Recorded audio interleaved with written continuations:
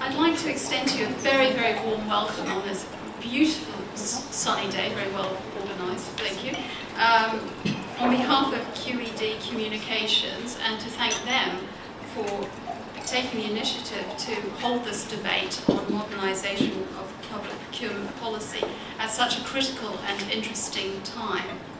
We are very privileged today to have participation from the European Parliament, from the Commission, and from both sides of the procurement contractual equation for what promises to be a very stimulating debate.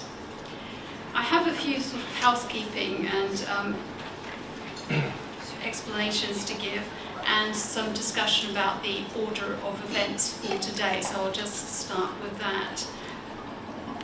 In terms of the order of events, what we're going to do is follow, in a sense, the order of the meal, and we'll be inviting you to eat while the speeches are going on. And so by way of entree, both to the meal and to the debate, Rühle, who is the rapporteur of the European Parliament, will be speaking to us, followed by Eric Nottenboom.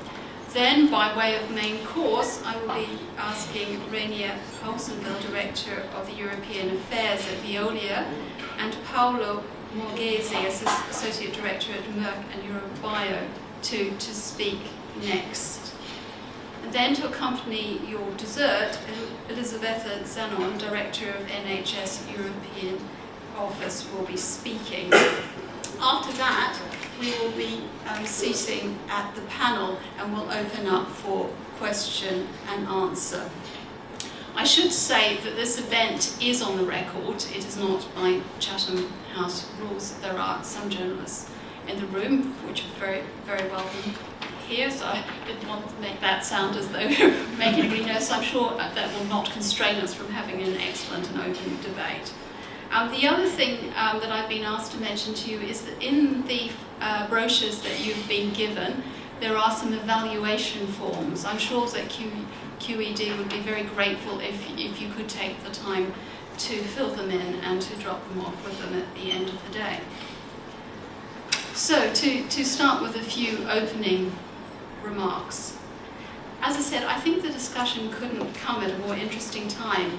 And when I reflect about the situation now compared with perhaps a little less than 10 years ago, when the 2004 directives were under proposal and debate, it is interesting to see just the sheer number of responses which the Green Paper received, over 600.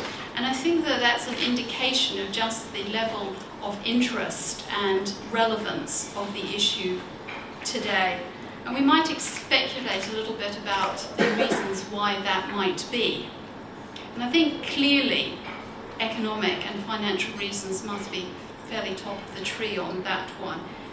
We're at a time of financial reflection and, if not crisis, in Europe, and there are serious concerns about how money is spent, both in terms of cost cutting, but also, I think, probably more importantly, about how public monies are best targeted and spent, and how most efficiently used in terms of stimulating the economy.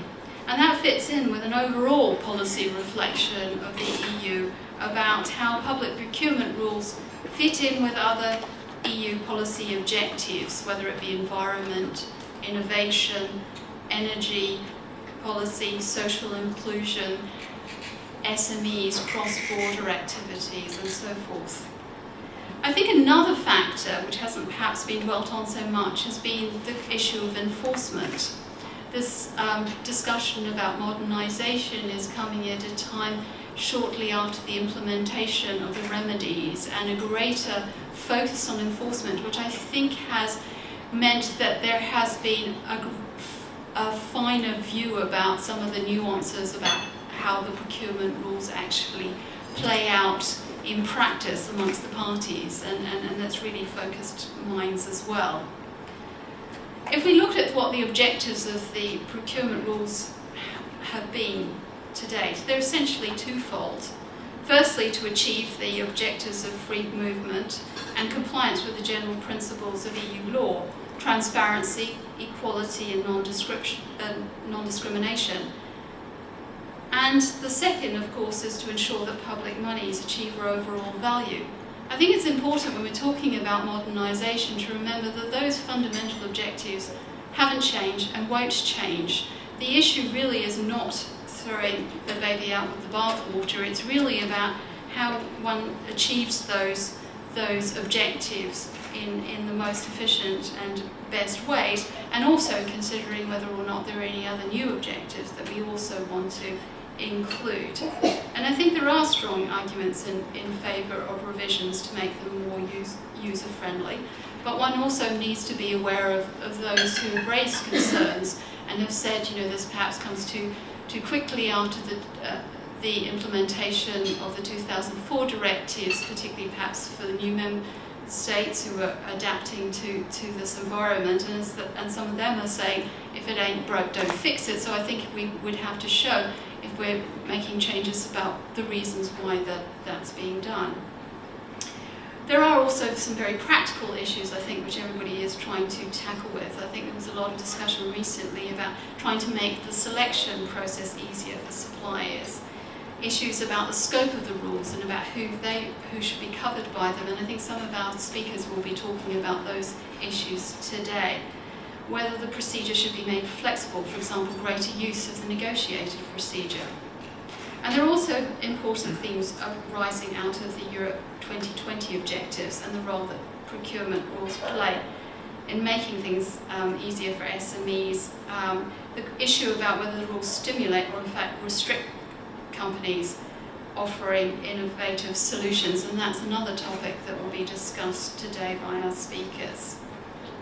And I think, of course, environmental and social inclusion issues, and one of the big issues, if I pluck one out of the air on that one, is a question about whether evaluation criteria needs to be linked to the subject matter of the contract. Finally, on a personal note, before introducing the speaker, one personal note. I don't know how many of you may have participated in the debate on the 30th of June.